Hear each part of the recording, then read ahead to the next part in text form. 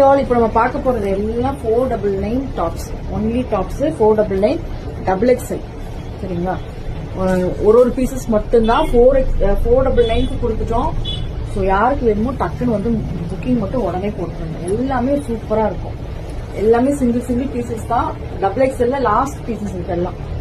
இதெல்லாம் நம்ம வந்து 799, 699 அந்த பீசஸ் எல்லாம் பாத்தீங்கன்னா 899 போட்டிருந்தோம். ஸோ யாருக்கு எது வேணுமோ டக்குன்னு வந்து நீங்க புக்கிங் போட்டுக்கலாம்.